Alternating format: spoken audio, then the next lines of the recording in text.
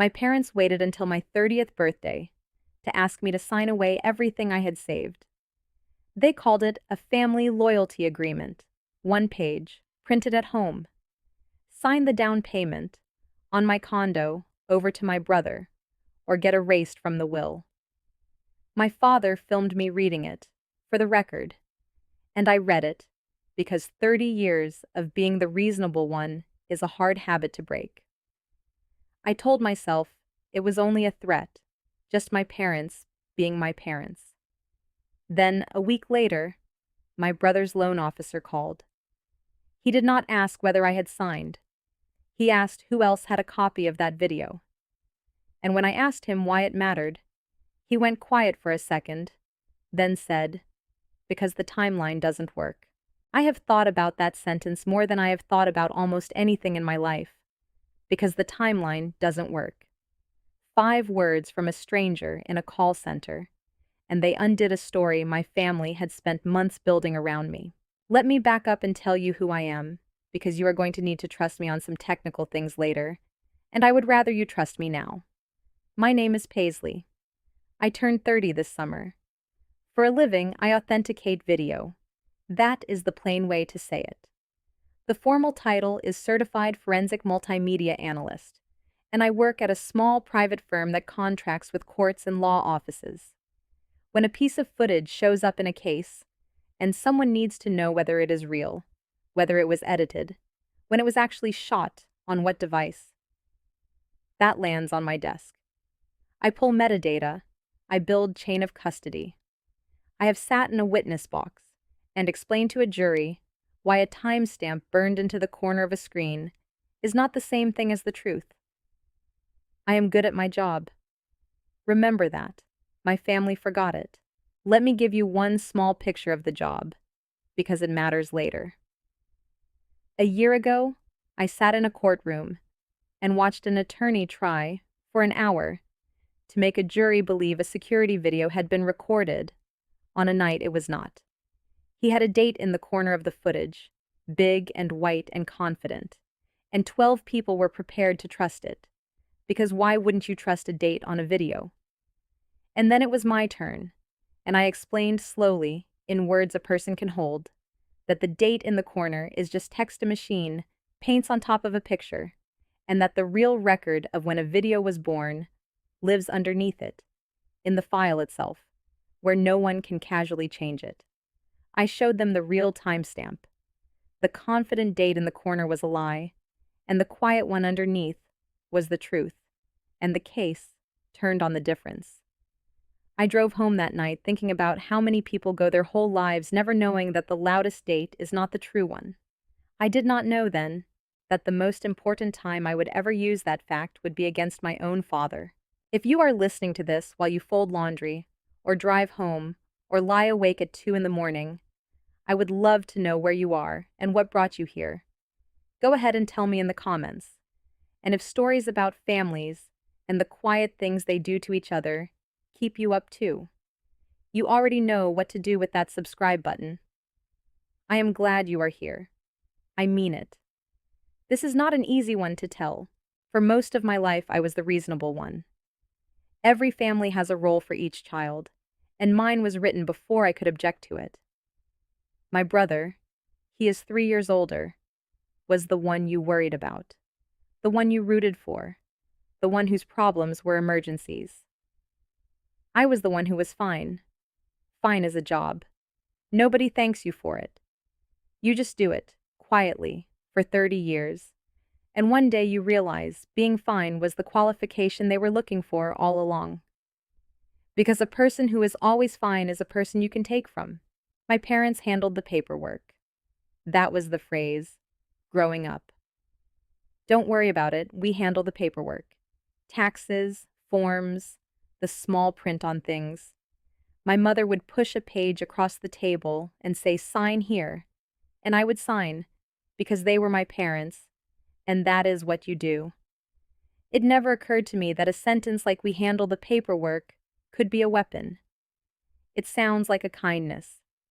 It is only a weapon in the right hands, over enough years, with the right patience. My parents had all 3. I can point to the exact machinery, because I have since gone looking for it. When I was 22, home from college for a summer, my father sat me down with a stack of forms and a pen and that patient voice, and he said we should put his name on my savings account, just as a backup, in case something happened to me far from home and a bill needed paying. For emergencies. I was 22. I signed where he pointed. It felt like being trusted.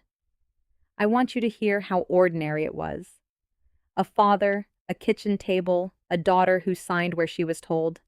That is the whole seed of it. Not a heist. A signature card, and 8 years, and a man who never forgets which doors he has a key to, and the role got assigned the same way, quietly, over years. My brother broke his arm, and the house rearranged itself around him for a month. My brother failed a class, and there were meetings, tutors, worry.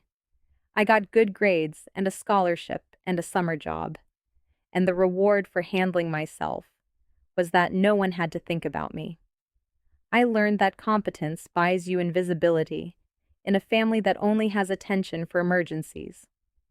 I did not resent it then. I do not entirely resent it now. But I understand, finally, that being the child no one worried about is a short walk from being the child everyone counts on to absorb the cost. The condo was mine. I want to be very clear about that because everything that comes after depends on you understanding it. I saved for it. $84,000 in a dedicated account I had opened years earlier and thought of privately as my condo fund. I did it the slow, boring, unglamorous way. Automatic transfers, no vacations, a used car I kept too long, lunches from home. It took me the better part of 5 years. $84,000 is not a number to me. It is 1,000 small refusals. Every dollar in that account was a thing I said no to, so I could one day say yes to a door that locked from the inside and was mine. This spring I finally found it. A one-bedroom on the third floor of a building with good light and a landlord who was selling. First-time buyer, under contract, closing scheduled for late May. I remember standing in the empty living room during the final walkthrough, sun coming across the floor, thinking I did this. Nobody handed it to me, I did this. I let myself feel it for exactly one afternoon. Then, one morning in early May, I opened my banking app to check on the fund, the way you check on something you love, and the balance was wrong. Short, not zero. That would have set off alarms in me immediately.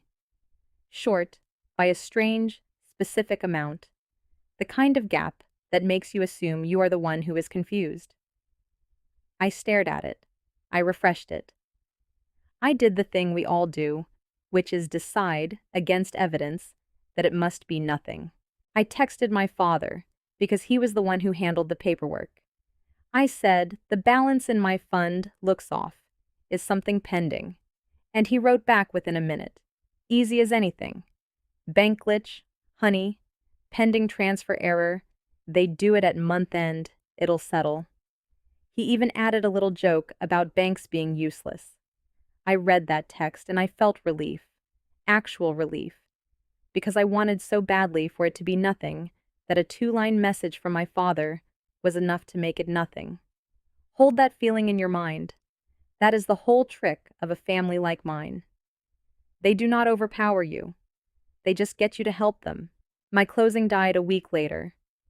The lender needed the down payment to be liquid and verifiable, and it was neither because it was gone, though I did not know yet where. The deal collapsed. I begged the seller, who was a decent man, and he gave me an extension, then a second one. The final extension, the last mercy, expires on July 19th. One day. I want you to keep that date somewhere, because I carried it around my neck all summer like a stone. July 19th, or I lose the unit, and my earnest money with it. That was clock number 1. I did not yet know there was a second one, or that they were running toward the same night. So there is my first loose thread, and I'm going to hand it to you plainly, so we can watch it together. What actually happened to $84,000? And why did a bank glitch have such a specific shape?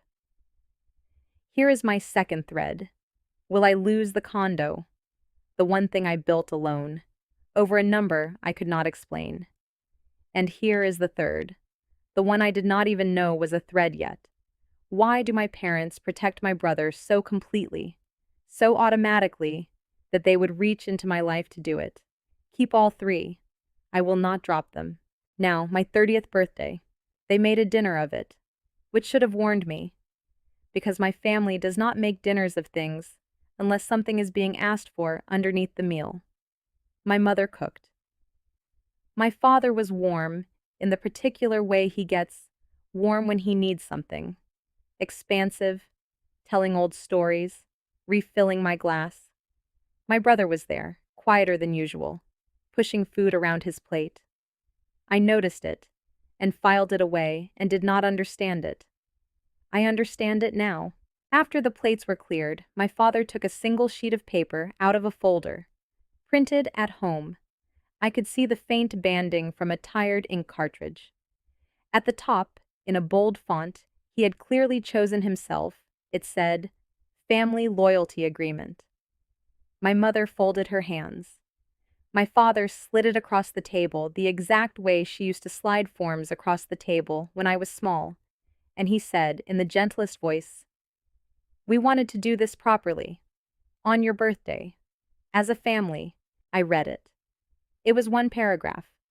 Stripped of the warm words, it said this, that I would sign over the down payment on my condo to my brother, to help him with a home of his own, and that in exchange I would remain, those were the words, a full member of the family in every sense, including the will. And underneath, the part they did not soften, that a refusal would be understood as choosing myself over the family and would be reflected accordingly. Reflected accordingly.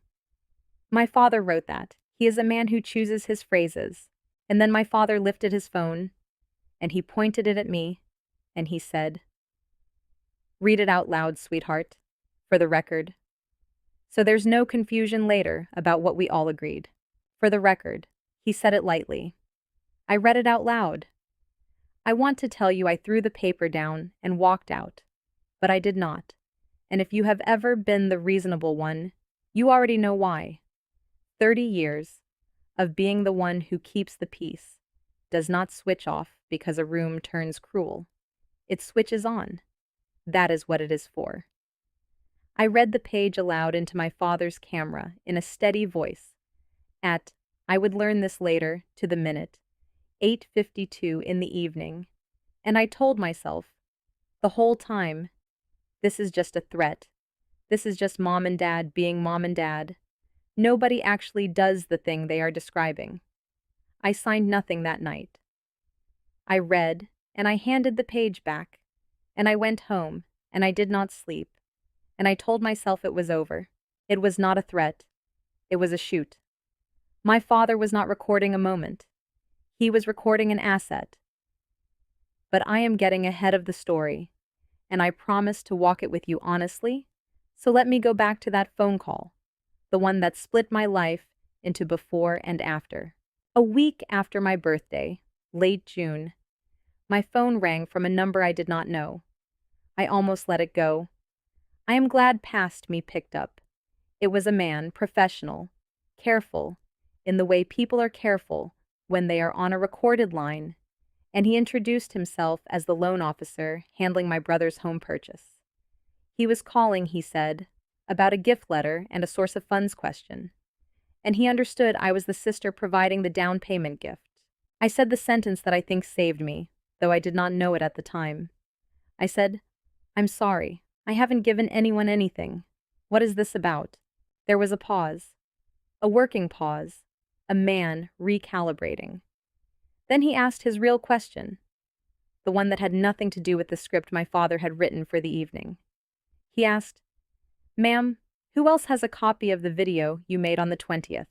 And I asked him why that mattered, and he went quiet, and then he said the 5 words, because the timeline doesn't work. And before I could answer, he added half to himself, the thing that turned the key in me. The funds posted to escrow back in May, but the gift consent is dated June. Underwriting flagged the gap. The funds posted in May. I kept my voice level. That is a professional skill, and I used it on my own family for the first time that afternoon. I thanked him. I said I would need to look into some things on my end, and I would be in touch. I hung up, and I sat in my car, in a grocery store parking lot, and did the arithmetic that a forensic analyst does without meaning to, the reflex of my whole career. 2 records, 2 dates, and a gap between them that someone needed to disappear. The money left in May. The video that was supposed to explain the money was filmed in June. The cliffhanger I want to leave you on, at the end of this first stretch, is the one I sat with in that parking lot. The deposit into my brother's escrow was dated weeks before my birthday. Weeks before the paper, weeks before the camera, which meant the video was not evidence of a decision. The video was a cover story for a decision that had already been made without me. And my father, who handled the paperwork, had filmed me helping him build it. I did not go home and cry. I want to be honest, that I wanted to. Instead, I did the thing I know how to do, which is pull the record. If you take one thing from me tonight, take this. Feelings are testimony, but records are evidence. And a family like mine can talk you out of your feelings in a single text message. They cannot talk you out of a certified document. So I went and got the documents. The next morning I requested my full account history in the formal way, not the app screenshot way. The certified, stamped, this is a true record way that I would request in any case at work. And when it came, there it was, in a line of print that did not care about my feelings at all. May 6th, a debit of $84,000 out of my condo fund into an escrow account whose name I did not recognize until I did, because it was tied to the title company handling my brother's purchase. May 6th. Not a glitch, not a pending error. A wire. A single, clean, authorized-looking wire of every dollar I had saved. On a morning, my father told me by text that the banks were being useless. He knew. When he sent me that little joke about banks, the money was already gone, already sitting in an account with my brother's future address attached to it, and my father was texting me a punchline. But here is the part that made my hands go cold, and it is the answer to a question you may already be asking, which is how? How does money leave your account without you? I looked at the authorization on the wire, and there was a second name on the old account the fund had grown out of. My father's name. He had been added as an authorized signer years earlier, when I was 22, in college, when he set the whole thing up for emergencies, on an account I genuinely believed had been closed and rolled into a new one long ago. It had not been fully closed. The plumbing was still connected. For 8 years, there had been a door into my savings, with my father's hand already on the knob, and I had forgotten it was there, because he told me, back when I was a kid who signed where she was told, "Don't worry about it. We handle the paperwork." That is not a glitch, that is patience. I did not stop at the wire, because a wire is a result, and I wanted the mechanism. So I did what I would do for a client. I requested the account's origin documents, the opening paperwork, and the signer authorizations, the boring stack no one ever reads.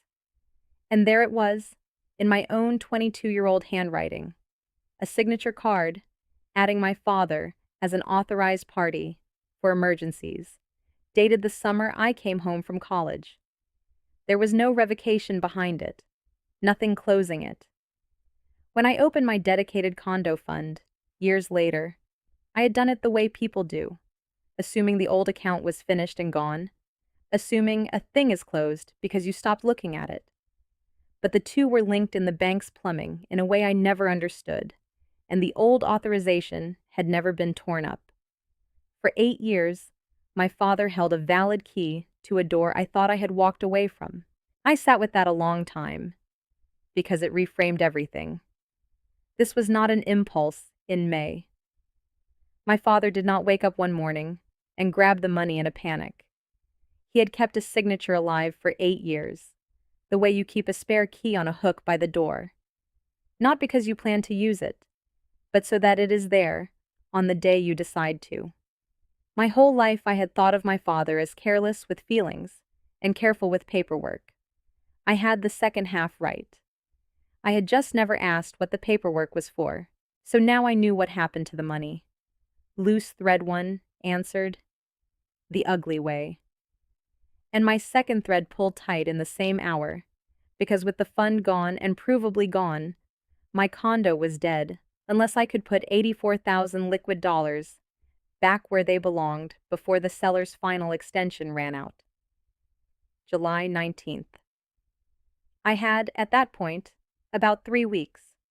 3 weeks to reverse a fraud I had only just proven to myself against two people who had spent decades teaching me not to see it. That was the clock, ticking under everything. Hold it. It only gets louder. Let me make that clock real for you, because I lived inside it.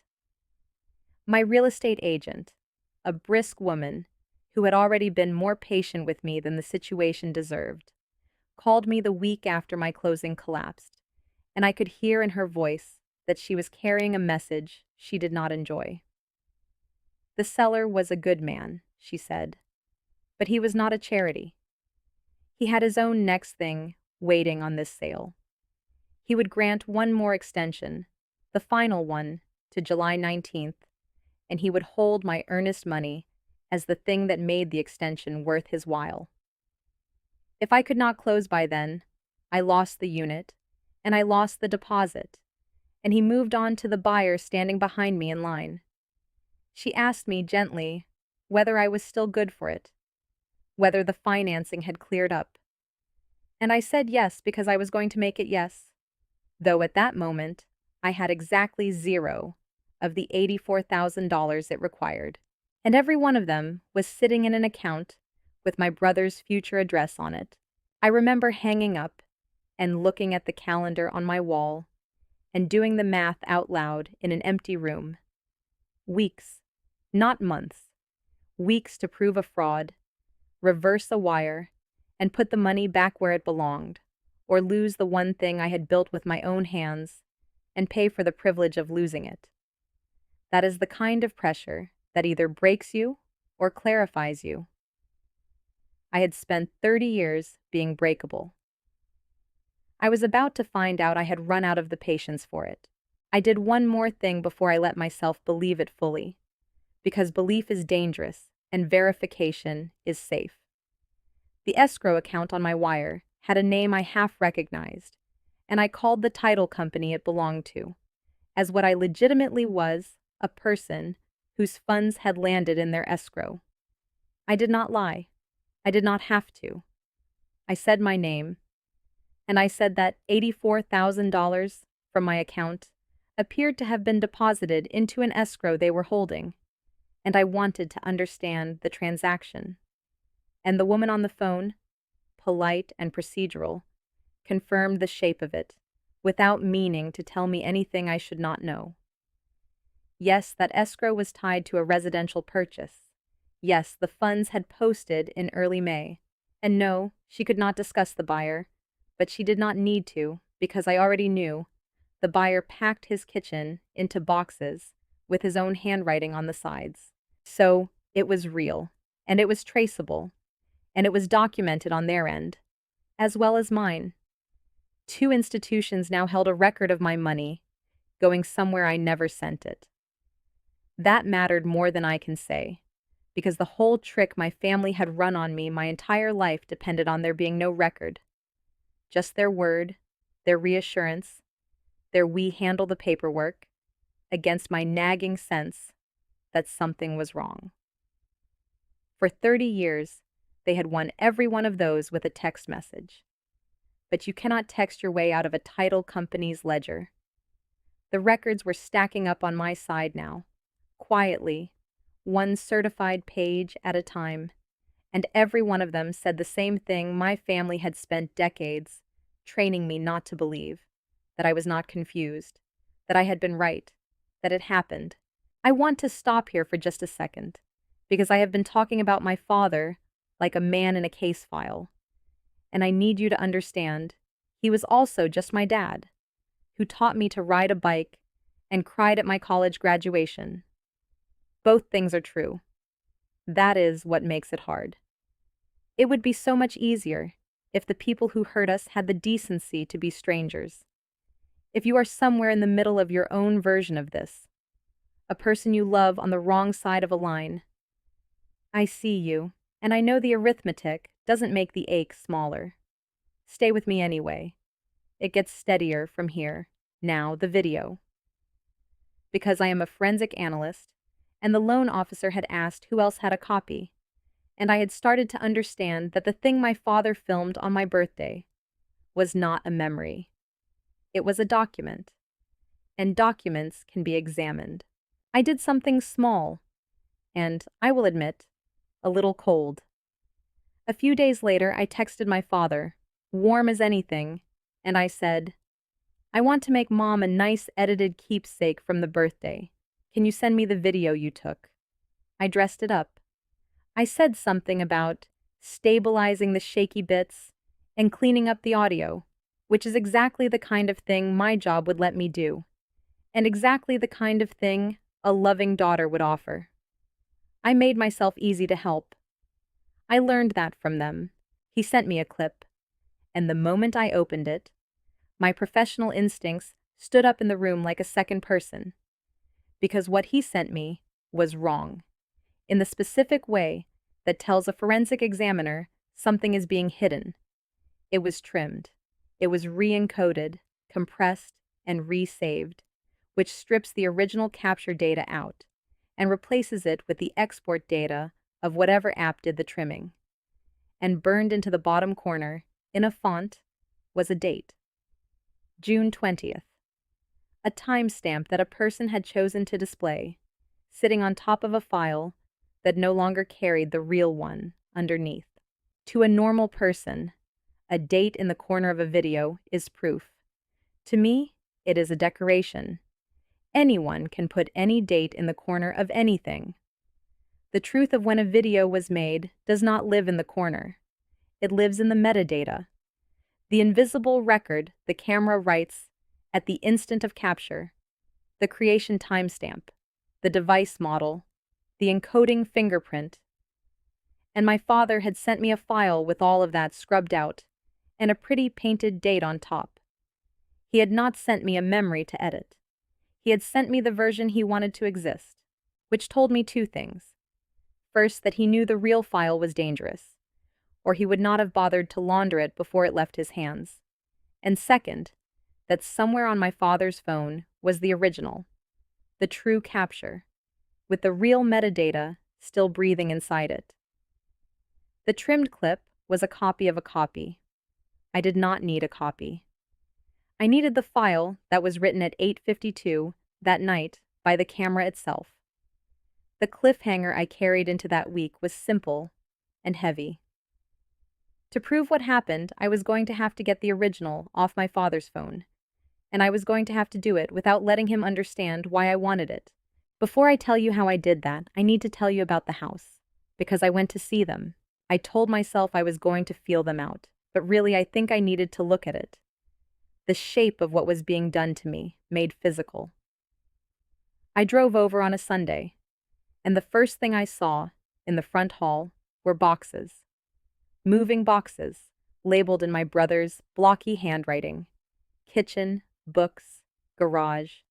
A life being packed for a house I now knew had my $84,000 in the walls of it. I stood in the hallway I grew up in and looked at my own money, boxed and taped and ready to move, wearing my brother's handwriting.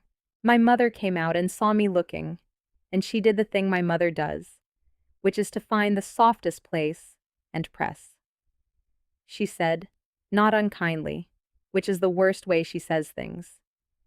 It's a lot, isn't it? But this is what family does. Some of us sacrifice for the ones who need it. And then, lighter, almost fond. Sacrifice is easy to ask of the ones who can afford it. The ones who can afford it? Me.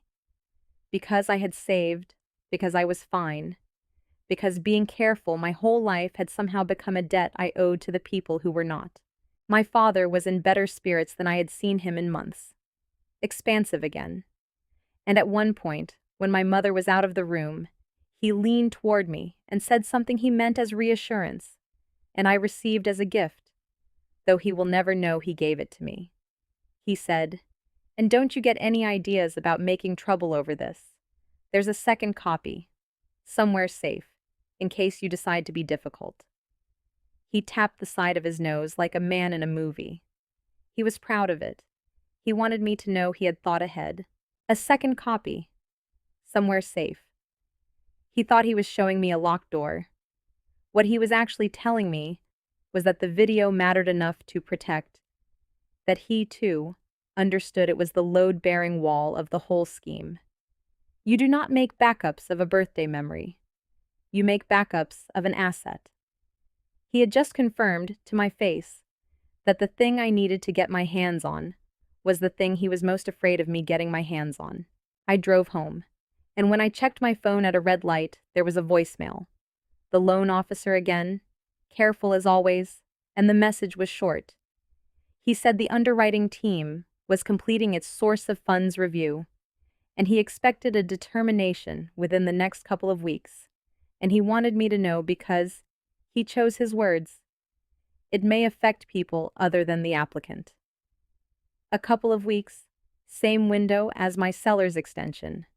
2 clocks I had been watching separately, and in that parked moment at the red light, I finally heard them ticking in the same rhythm. His review and my deadline were going to land in the same handful of days in July. Whatever was going to happen to all of us was going to happen at once, and that is where I want to mark the turn. Because up until that red light, I had been reacting, finding out, flinching, getting talked down by text messages, and then discovering the truth underneath them. Always a step behind. Always the reasonable one absorbing the blow. Sitting at that light, with 2 clocks beating together, something in me went quiet and cold, and for the first time all summer, clear. Here is what I understood. My father had built a weapon to use against me. The video, the loyalty agreement. For the record, it was all constructed to prove that I had voluntarily given my brother the money, to make a theft look like a gift. But he had built it out of the one material I understand better than almost anyone alive. He had built his weapon out of a video file and a set of dates. And a video file and a set of dates are not a story you can spin. They are objective. The metadata says what it says. The wire says what it says. My father thought he was holding a knife. He was holding a mirror, and he had pointed it at himself, and he did not know it because he did not know what I do for a living. He forgot. Everyone in my family forgot, because for 30 years, I was just the reasonable one, the one who was fine, the daughter who signed where she was told. For the record, he kept saying. He was right that it was for the record. He was just wrong about whose. I felt something shift in my body that I can only describe as the fear turning over and becoming its opposite. For weeks I had been a person things happened to. The balance goes short, the closing dies, the phone rings. The truth arrives, one terrible piece at a time, and I flinch and absorb it. That person was gone. In her place was someone I recognized from work. The examiner, calm, methodical, a little cold, the one who does not argue with the file, but simply reads it aloud until the room goes quiet. I was not going to plead with my parents. I was not going to beg them to be different.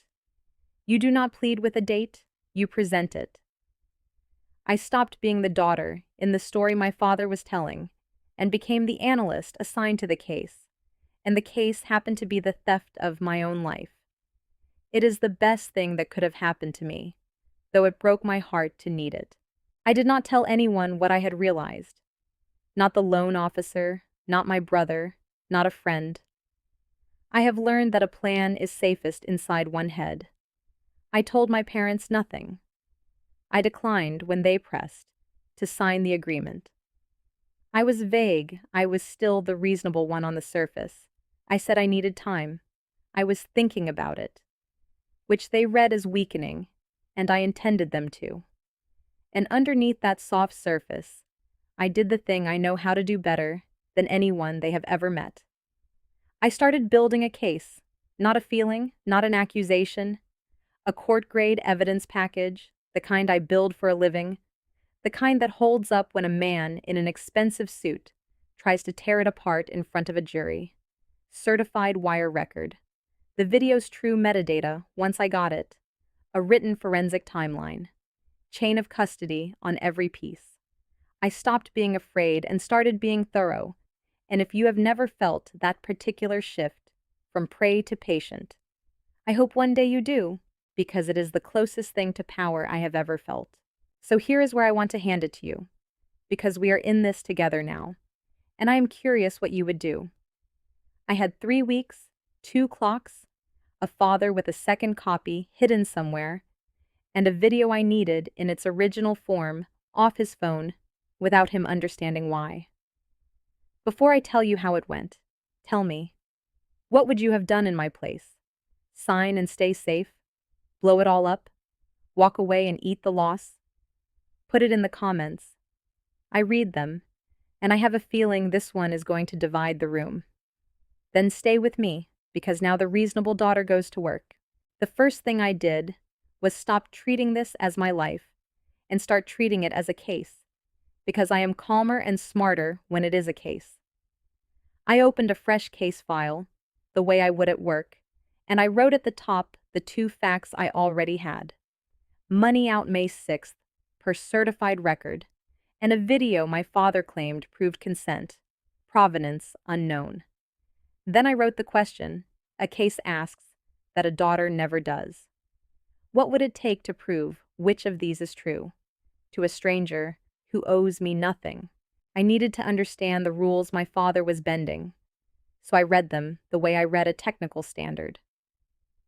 When someone gives you a large sum toward a home, a lender cannot just take your word that it is a gift. They require a gift letter, signed, stating the money is given freely with no expectation of repayment, and they require the gift to be sourced and seasoned, traced to where it came from and shown to have sat, clean and accounted for, so that no one is laundering a loan or a stolen sum through a down payment. The letter alone is not enough. The dates have to agree. The story the paper tells has to match the story the bank's own records tell. My father knew this. That is why there was a video at all. He was not making a memory. He was manufacturing the seasoning. I did one more thing, and I did it carefully, because I am bound by rules about client work, and I was not going to break them even for this. I asked a colleague I trust a general question, hypothetical, no names, the kind of hallway conversation examiners have all the time. If a video's capture metadata and a financial record disagree about a date, which one carries weight? And how do you preserve both so a court can trust them? He answered like the professional he is, and everything he said I already knew, but hearing it out loud settled it in me like concrete.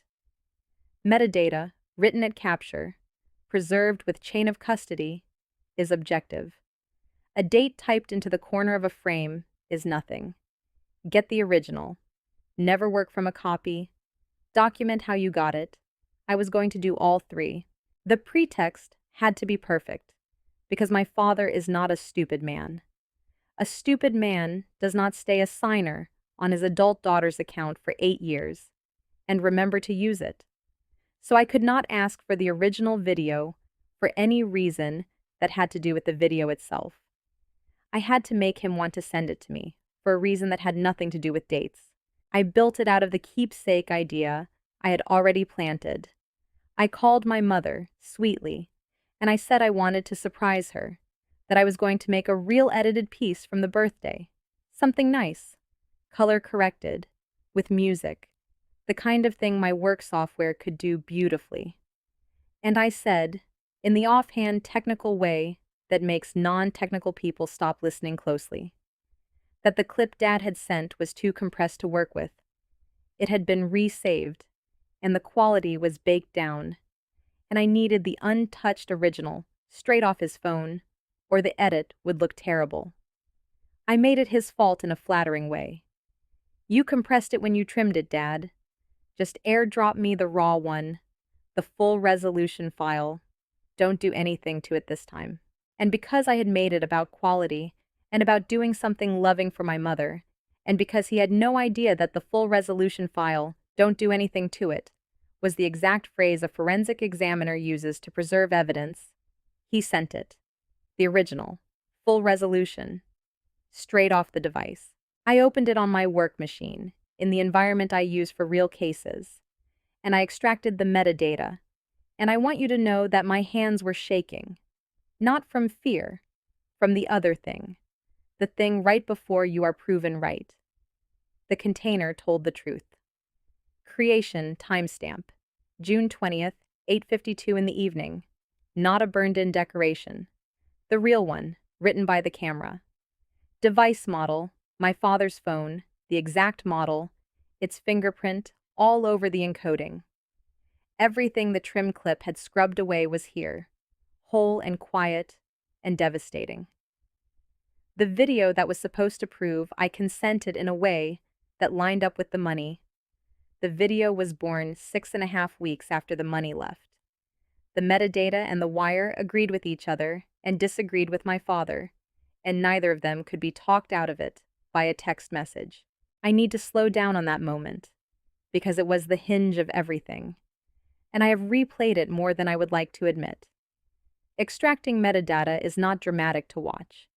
It is a person at a keyboard, running a file through the same tools I use every week, reading columns of information most people never know exists. But that night, it did not feel routine. It felt like opening a sealed envelope that had my father's honesty inside it. The container held the creation timestamp, written by the camera at the instant the shutter opened, in a format that cannot be casually edited without leaving fingerprints I would have seen.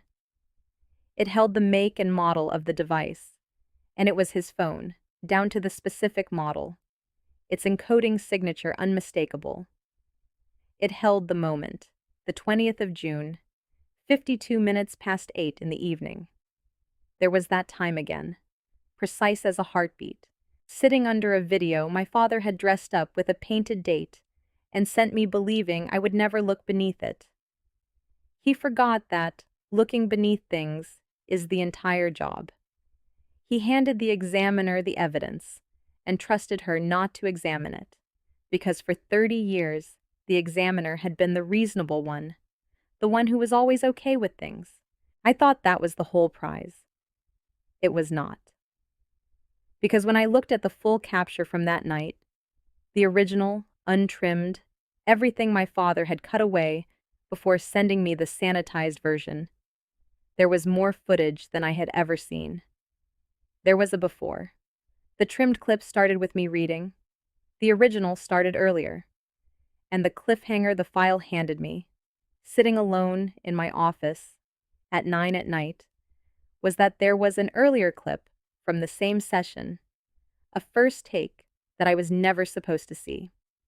My father had recorded more than once, and he had only ever meant to keep the part with me in it. I played take 1. It opens on the ceiling, then swings down. A man setting up a shot, not capturing a moment. And you hear my father's voice, close to the mic, low, the way you talk when you think only the people in on it can hear you. He says, and I have listened to this so many times that I could recite it in my sleep. Okay, We just need her agreeing on camera. The lender said the letter alone won't season it. We need her on video, saying yes, so it looks like the gift came from her.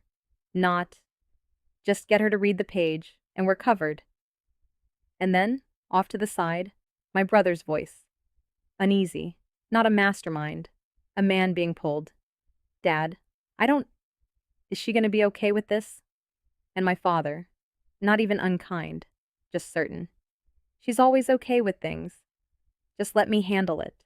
She's always okay with things. I played it again. And then a third time, not because I doubted what I had heard, but because I needed to be sure I could stand behind every word of it. If a man in a suit tried to tell a jury, I had taken it out of context. There was no context that saved it. My father was not venting or joking or misspeaking. He was directing. You could hear him frame the shot, position the page, decide what the lender needed and how to manufacture it. And you could hear my brother, off to the side, ask the only decent question anyone asked that whole night. Is she going to be okay with this? And you could hear it dismissed, gently, completely, the way my discomfort had been dismissed my entire life. I had walked into that birthday dinner believing I was loved and merely being leaned on. I sat in my dark office weeks later, listening to proof that I had been, in my own father's planning, a prop, a signature with a pulse, the detergent in a scheme to wash stolen money clean. I sat there in the dark, and I understood the entire architecture of it at once. This was not a family being cruel on a birthday. This was a laundering scheme, and I was the detergent. The money had been moved in May, quietly, through the door my father never closed. But moved money is dangerous money. A lender doing a mortgage sees a sudden $84,000 land in a buyer's escrow and asks the obvious question, where did this come from?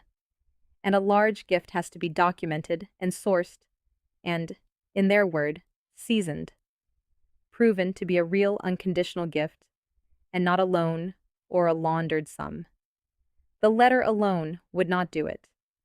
They needed the gift to look like it came from me freely, and they needed it on the record.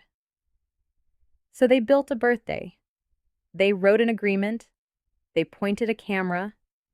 They got the reasonable one to read the page out loud for the record, so that later, if anyone asked, there I would be, on video, apparently giving with a smile. The video was not a threat about the will. The will was the threat. The video was the product. And now I had take one. I had my father, in his own voice, explaining the purpose. I did not have to prove intent with an argument. He had narrated it for me. He made the recording himself. For the record, my brother texted me that night. I had not reached out to him. I want that clear, because I had promised myself I would make my own turns and let no one rescue me. But he reached out, and I have wondered since whether take one had rattled loose something in him, whether hearing his own uneasy question played back in his memory finally sat wrong. His text was 4 words. Can we talk? Alone. I met my brother 2 days later at a diner halfway between our lives. A neutral place I chose on purpose, because I did not want either set of parents' fingerprints on the room. He looked terrible.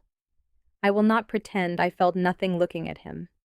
He is my brother, and there was a year of our childhood where he was the only kind person in the house. But I had learned finally not to let old kindness pay new debts. He was in trouble. That much poured out of him before the coffee came. Debt. Real debt. The kind that does not make noise until it makes all the noise at once. He had gotten in over his head, and our parents had come to him, months ago, with a solution that would fix everything. Paisley has savings. Paisley is careful. Paisley offered to help you with the house. He said it like that. They told me you offered. He had believed it. Of course he had believed it. It fit the story we all grew up inside. The one where I am fine, and he is the one who needs. the one where I am always okay with things. He thought the $84,000 was a gift I had chosen to give. He did not know it had been taken. He did not know there had been no offer, no conversation, nothing but a wire on May 6th out of an account I thought was closed. I did not shout at him. I put one piece of paper on the table between the sugar and the ketchup. The certified wire record. May 6th. $84,000 from my fund to his escrow. And I watched my brother read a date, and I watched the color go out of his face, because he is not a forensic analyst, but he did not need to be. He knew when his loan officer had told him the money arrived, and he knew when my birthday was, and he could see, the way I had seen, in a parking lot, that the story did not fit its own dates. The money was in his account in May. The gift he thought I gave him was filmed in June. He looked up at me and he said, very quietly, "That's before your birthday." And I said, "Yes." And he said, "But they filmed you." And then he stopped, because he was arriving in real time at the place I had already been living for weeks. I asked him the only thing I needed from him. I asked if he would tell the truth, just the truth, that no one ever asked me that there was no offer, if it came to that. And here is where I have to be honest with you, because I promised you an honest telling and not a satisfying one. He would not commit. He was pale. He was shaken. He believed me. I could see that he believed me. But our parents were the ground he stood on, and a man in that much debt, whose whole rescue depended on the money staying put, cannot easily agree to be the one who says the word that pulls the floor out. He said he needed to think. He said, "Let me think, Pace." And I let him, because pushing him would have made him theirs again. I left the diner not knowing whether my own brother would stand next to me or behind them.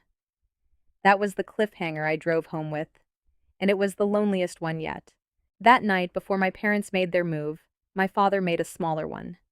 A text came in, warm as a blanket. "We love you, Pais. Whatever's going on. We can fix it as a family. Nobody's angry. Come by this week and let's just talk."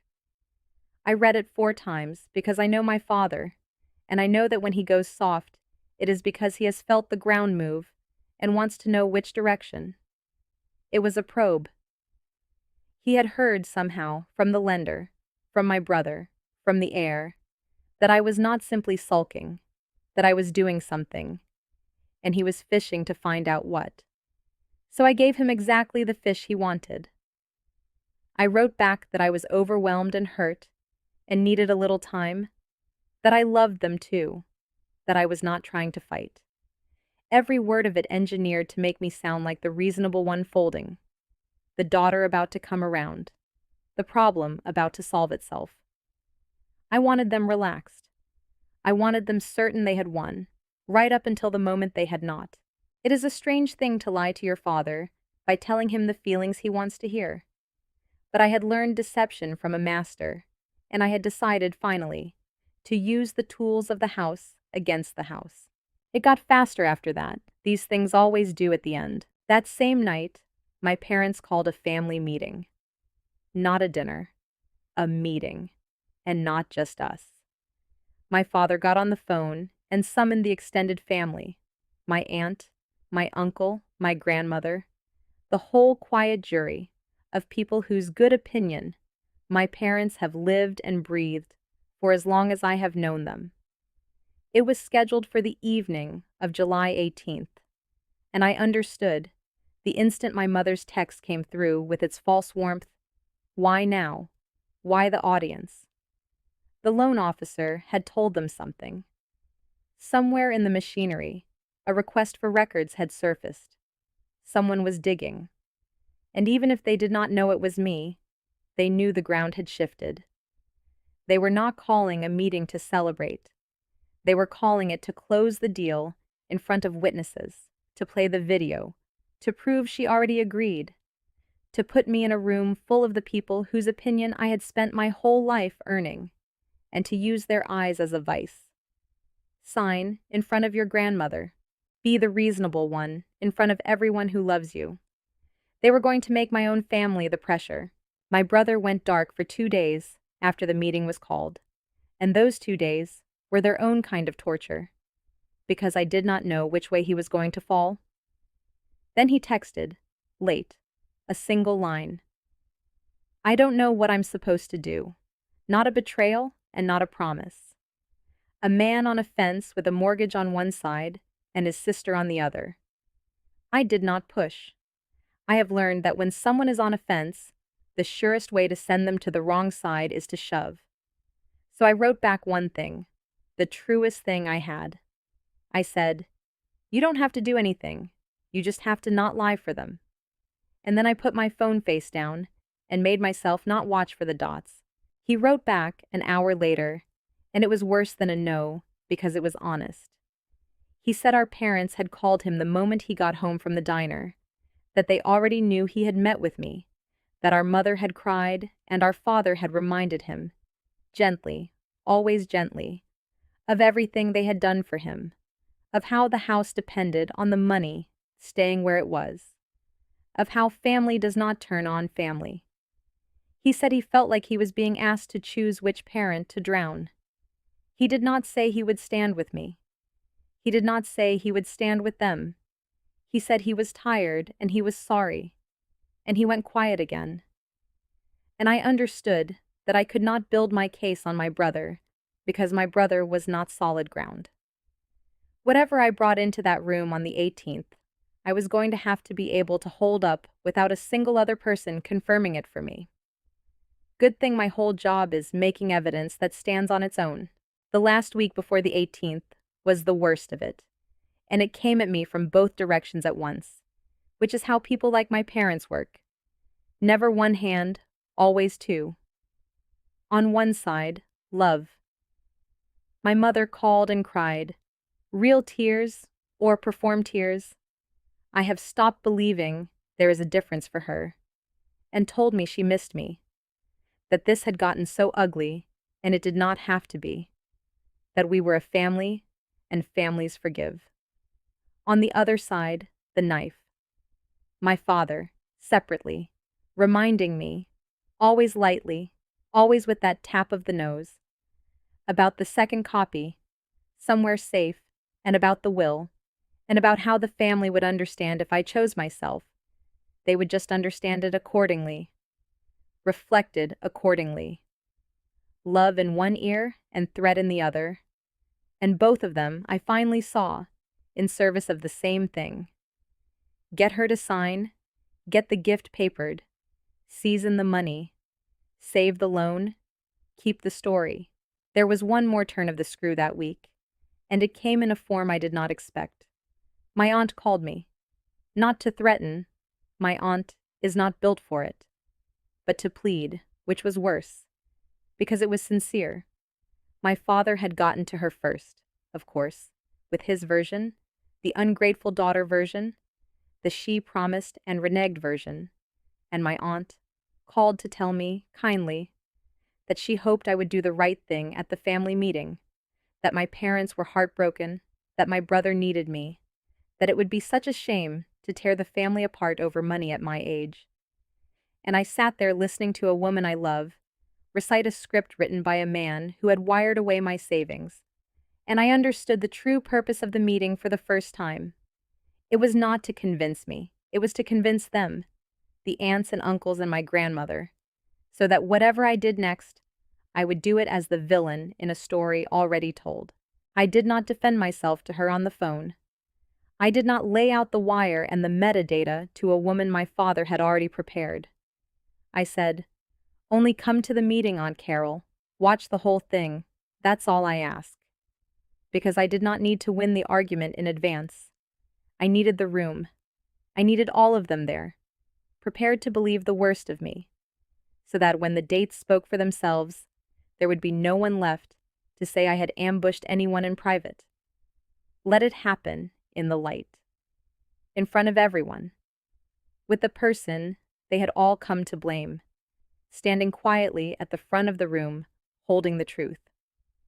I hung up the phone and I felt, underneath the ache of it, something almost like gratitude. My father had built me an audience. He thought it was for his verdict. It was going to be for mine. And then, 3 days before the meeting, my mother came to my apartment, unannounced. She had never once been to the condo I was trying to buy, but she knew my rented address, and she stood in my doorway with a container of the soup she used to make when I was sick. And for a second, one honest second, I wanted to fall into it, because she is my mother, and the body remembers being small and cared for, even when the mind knows better. She came in. She cried. She told me she could not sleep. She told me that whatever I thought had happened, it had gotten so blown out of proportion, that families make arrangements all the time, that no one meant to hurt me, that I had always been so strong, and this was just a moment where the family needed my strength again. She never once said the words, "Took your money." She said arrangement. She said help. She said family. And then, at the door, softening her voice into something that was almost tender, she said the thing that told me she had come on my father's errand and not her own heart. "Just sign it, sweetheart, and this all goes away, and we go back to how we were." Go back to how we were. As if how we were had been anything but this, only quieter. I took the soup. I thanked her. I did not sign anything. And when she left, I poured the soup down the sink.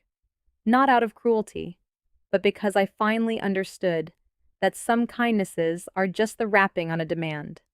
And I was done unwrapping them. And the whole time, 2 clocks. My seller's final extension expired July 19th. The family meeting was July 18th. If I lost the 18th, I lost the 19th. And I lost the door that locked from the inside. And I lost the 5 years of small refusals it was made of. I did not let any of it move me off my work. While my mother cried and my father tapped his nose, I finished building the package. Certified May 6th wire record, stamped and sourced. The June 20th metadata, extracted and documented, with the device fingerprint. Take one, preserved, with chain of custody so no one could claim I made it. And a written forensic timeline, in plain language, the kind I would hand to court. Money out May 6th, consent, film June 20th, 45 days between them. And a clear explanation of why that gap is not a detail, but the entire crime. I sealed it. I made copies. I put one somewhere my father would never think to look, because I had learned about second copies from the best. I want to tell you a little about how I built that package, because it is the part I am proudest of, and because it is the opposite of the fantasy people have about moments like this. There was no dramatic reveal I was saving. There was just discipline. I treated my own family like the most important case of my career, which, it turned out, it was. Every file I touched, I logged, when I received it, from whom, in what condition, on what device. I preserved the original video untouched and worked only from verified copies, so that no one could ever claim I had altered it. I wrote a timeline in plain, unexcited language, the kind I would hand a judge. On this date, the money left, per this certified record. On this date, the video was captured per this metadata. Here is the gap. Here is why the gap matters. No adjectives, no accusations. Just facts in a row, so orderly that they became impossible to argue with. My father had spent my whole life teaching me that paperwork was power. I had finally, fully learned the lesson. I was just going to be better at it than he was, because for me, it was not a hobby. It was a profession. I thought for a while about my father's second copy, the one somewhere safe, the one he tapped his nose about. It nagged at me, the way a loose end nags. And then I realized it did not matter, and understanding why it did not matter was the moment I knew I had already won. Because his second copy, wherever it was the same as his first. A video, with a real creation date of June 20th, sitting uselessly, after a wire dated May 6th. He could have 100 copies. Every single one of them told the same story, and the story was the one that destroyed him, not me. He had made backups of his own undoing and hidden them carefully, guarding the very thing that proved the money moved before any consent existed.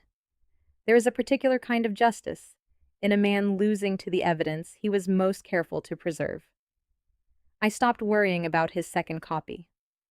Let him keep it. Let him keep 1,000.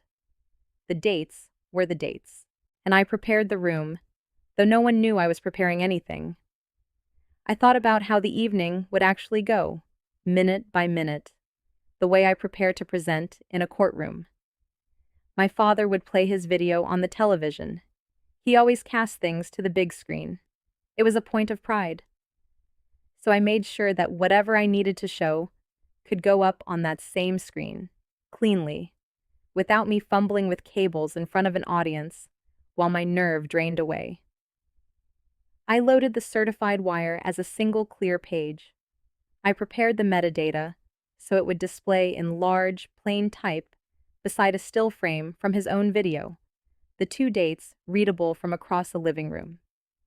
I cued take 1 to the exact second my father's voice began. I practiced saying the hard part, the part about sourcing and seasoning, in words my grandmother could hold, because a truth no one understands is not a truth that helps you. I set it to my bathroom mirror until it stopped sounding like a lawyer and started sounding like a granddaughter, explaining something simple and sad. I was not going to walk into that room and improvise. My father was going to improvise. I was going to arrive with the whole thing built, calm and inevitable, the way you arrive when you have stopped being afraid and started being ready. And then, on the morning of July 18th, hours before the meeting, my phone rang, and it was the loan officer, and he told me the thing that changed the whole shape of the evening ahead. The source of funds review was complete. The underwriting had happened. And the loan, my brother's loan, the whole reason for the birthday, and the agreement, and the camera, the loan had collapsed. The lender could not season the gift. The dates would not reconcile. And because of what the dates implied, he told me carefully, in the voice of a man covering himself on a recorded line, that the institution had obligations of its own now, a review, a report it was required to file. He did not say fraud. He did not have to. He was telling me, one professional to another, that the machine had seen what I had seen. The loan was already dead that morning, and my parents did not know. I want you to sit inside that with me for a second, because it is the strangest feeling I have ever carried into a room. I got dressed for a meeting whose entire purpose, force the signature, save the loan, close the deal, had already failed hours earlier, in an office none of us were in, for reasons my parents could not have argued with, even if they had known. They were going to convene the whole family to pressure me into rescuing a thing that was already gone. I was walking into a fight that was, in the only way that mattered, already over. They just did not know it yet. And I decided, driving there, that I was not going to tell them at the top. I was going to let them play their tape. Because there are some things a person needs to do in the light, in front of the people whose eyes they spent 30 years afraid of. I got to the house at dusk. Everyone was already there. My aunt and uncle on the good couch, my grandmother in the chair that is always hers, my brother in the corner not meeting my eyes, my mother moving through the room with a plate of something no one was eating, my father standing near the television with his phone in his hand and a folder on the side table. The folder had the agreement in it. I recognized the tired ink from across the room. They had even printed a fresh copy. My father did not waste time. He is, in his way, a showman, and he had an audience, and he began. He told the room warmly, sadly, that this was hard, that families sometimes had to face hard things together. He told them that I had made a generous promise to help my brother, a beautiful thing, and that lately he searched for the word in front of my grandmother, that I had gotten cold feet, that I was thinking of going back on my word, of hurting my brother over money. And then he lifted his phone and said, to the room, "I don't want anyone thinking we're twisting her arm." She agreed. "On her own, we have it on video. Let me show you." And he cast it to the television, the way you do at a family gathering. And there I was, on the big screen, 30 years old, reading a page out loud in a steady voice. For the record, I let it play. My grandmother watched. My aunt watched. I watched my own face agreeing to a thing I never agreed to, and I let the whole room watch it with me. And when it ended, and my father lowered his phone with the small, satisfied look of a man who has just closed a sale, I stood up. I did not raise my voice. I have thought a great deal about why I did not, and the truth is that quiet was the most powerful thing in the room, and I knew it, and I used it. I said, "Thank you for showing everyone the video, Dad. I'd like to show them a few things, too." I put the first page on the table where the folder was, the certified wire record, and I said, plainly to the room, not to my parents, to my grandmother, really, "This is my bank's official record. It shows that $84,000 left my savings account on May 6th and went into the escrow for my brother's house. That's my down payment for my own condo. It left my account on May 6th. My mother said, "Fast, too fast. That was a bank error, we told you. It doesn't matter what date." And my father said over her, "The date doesn't mean anything. These things process whenever the bank feels like it." And I heard, under their words, the sound of two people reaching for the text message that had worked on me in May. The "it's a glitch," the "don't worry," the "we handle the paperwork." It had always worked before. It did not work in front of my grandmother because I did not let it stay a matter of their word against mine. I made it a matter of record against record. I turned to the television. I said, "You just watched the video." Dad said it proves I agreed. So let's look at the video. And I connected my machine, and I put the metadata up on the screen, beside the frozen last frame of my own face. The real capture data, extracted from the original full-resolution file my father sent me himself. And I walked my grandmother through it, the way I have walked juries through it, in small words. Because the power of this is that it is not complicated once someone shows you where to look. I said, "This is the information the camera writes automatically the moment a video is recorded. It can't be typed in later. It's not the date in the corner. Anyone can paint a date in the corner. This is the real one underneath, and it says this video was recorded on June 20th, my birthday, at 8:52 in the evening, on Dad's phone." And then I put the two dates on the screen together, side by side, the way I had first seen them line up in a parking lot in June. May 6th, June 20th. And I let the room do the arithmetic itself, because the strongest thing you can do is let people arrive somewhere on their own. I said, "The money left my account on May 6th, the video where I supposedly agreed to give it. The video you all just watched was recorded 45 days later, on June 20th. I looked at my aunt because she is a practical woman who has bought houses. When someone helps with a down payment, the lender has to make sure the money is a real, freely given gift, and not something that got moved around to hide where it came from. They call it sourcing and seasoning. You have to prove the gift lines up, and you cannot give someone $84,000 on the 20th of June for something that already left your account on the 6th of May. The money was already gone before the gift was ever filmed. That's not a gift. A gift can't happen after the money's already been taken." The room had gone very quiet. Not shouting quiet, the other kind. The kind where people are recalculating a person they thought they knew. I watched it move through the room like weather. My uncle, who had come ready to be disappointed in me, leaned forward with his elbows on his knees, looking at the two dates on the screen, and I saw him do the arithmetic and not like the answer. My aunt, the one who had called me to plead, put her hand over her mouth.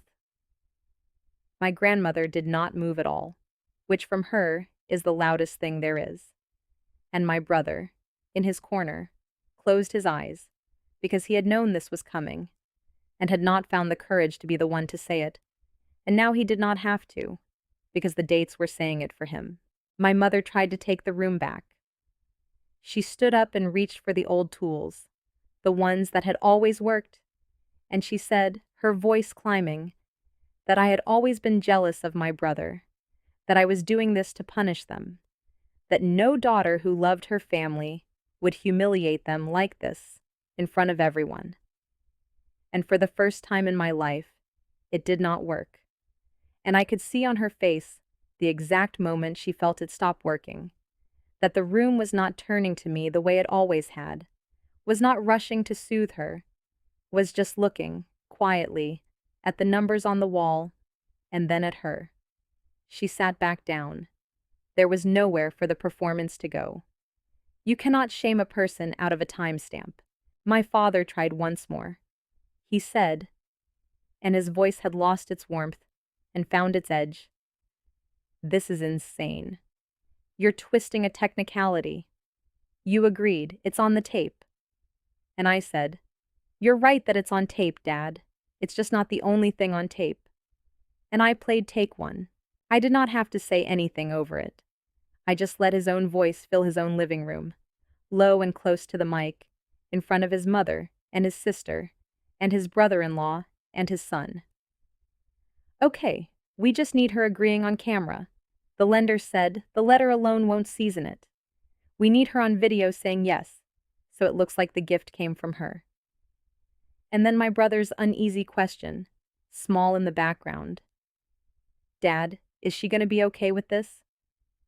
And my father's answer, certain, dismissive, the sentence that had defined my whole life. "She's always okay with things. Just let me handle it." And then I stopped it, and I let the silence be the loudest thing in the house. Nobody confessed. I want you to understand that, because it is the part that matters most to me, and it is the part the movies always get wrong. My father did not break down and admit everything in a rush of guilt. He is not built that way, and I did not need him to be. He did not say a word. He had no word to say, because there is nothing you can say against the objective agreement of 2 dates and your own recorded voice. My mother's mouth opened and closed. My father went pale. Not red, pale. The blood leaving a face that has just understood it is caught by something that cannot be argued with. He looked, for the first time in my life, like a man who did not know what came next. It was my grandmother who spoke. She had been silent the whole time, in the chair that is always hers. And she looked at her son, and she asked him the one question none of them could answer. She said, "Why is the consent dated after the money was already gone?" Just that, not cruel, genuinely asking. And my father opened his mouth, and nothing came, and he did the only thing left to a man in that position.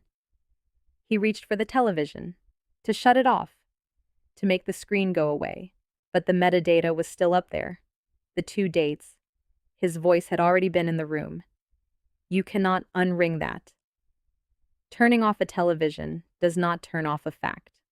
His hand hovered at the screen and then fell, because he understood, finally, that there was nothing on it he could delete his way out of. And that was when I said the last thing. The thing I'd been holding all day, like a stone in my mouth. I said quietly to the room, "It doesn't matter anymore anyway. The loan already failed, this morning. The lender finished their review, and they couldn't verify where the money came from. Because it can't be verified because of everything you just saw. The loan is dead. It died before any of us sat down tonight. There was never going to be a house. There's just going to be a review now of how $84,000 ended up where it did." And I watched that land on my parents, the second blow, the one that took away even the point of what they had done. Not only were they caught, it had all been for nothing, The money could not stay. The loan was gone. The birthday, the agreement, the camera, the meeting, the whole patient architecture, all of it had already collapsed hours before, in an office downtown, and they had convened their own family to witness the ruins without knowing it. Someone, my uncle I think, asked the practical question, the one that cuts through the shame to the arithmetic. He said, "So what happens to the money now?" And I answered him, because I had the answer ready, and because I wanted every person in that room to understand that this was not going to be smoothed over the way everything in our family had always been smoothed over. I said that the money was frozen, sitting in an escrow that could no longer close, and that because it was mine and had moved without my authorization, and because I could prove both of those things with documents I had already prepared, it could be pulled back. I said that no one was going to get a house out of this. I said that the only thing left to sort out was how $84,000 had made the trip it made, and that this was no longer a family matter, but a matter of records. And records do not care whose feelings are involved. I watched my father hear the word frozen and understand that even the prize was gone. Not delayed, gone. The house, the plan, the 8 years of keeping a signature alive on a hook by the door, all of it had bought him a review, a compliance file, and a daughter who now knew exactly what he was. Here is what I did not do. I did not gloat. I did not make a speech about 30 years. I did not name every cruelty. Standing in that room, holding every card, with my grandmother's eyes moving between me and her silent son, I felt the strangest thing. Not triumph. Something quieter and better than triumph.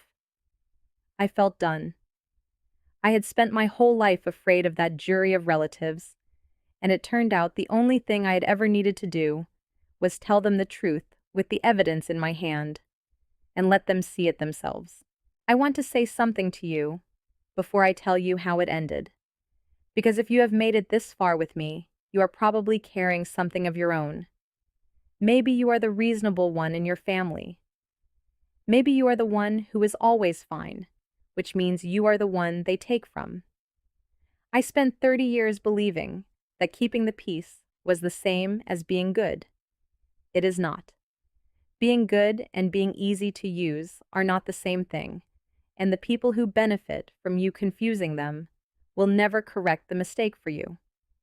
You are allowed to keep the record. You are allowed to know your own dates. Setting a boundary is not the same as taking revenge. I did not destroy my parents. Their own dates did that, and I simply refused, finally, to help them hide from the truth. If that lands somewhere tonight, sit with it. You do not owe anyone your erasure. Now, how it ended. The frozen escrow was the key to everything, and it is the quiet, unglamorous, procedural reason this story does not end in court. Because the loan collapsed and the funds were flagged, the money in that escrow account did not get to move on into a house. It sat, frozen, contested, exactly where it should not have gone.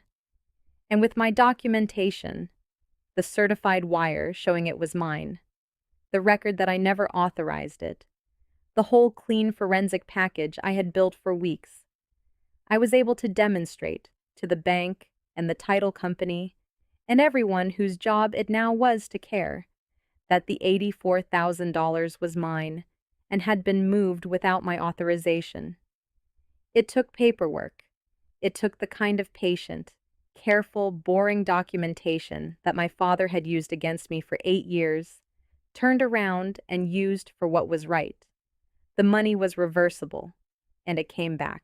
It came back with almost no time to spare, which is the part I still cannot quite believe. The reversal cleared, and I moved it, properly, this time, in the light, with a paper trail I built myself, into my own closing. My seller's final extension expired on July 19th. I closed on my condo with hours, not days, to spare.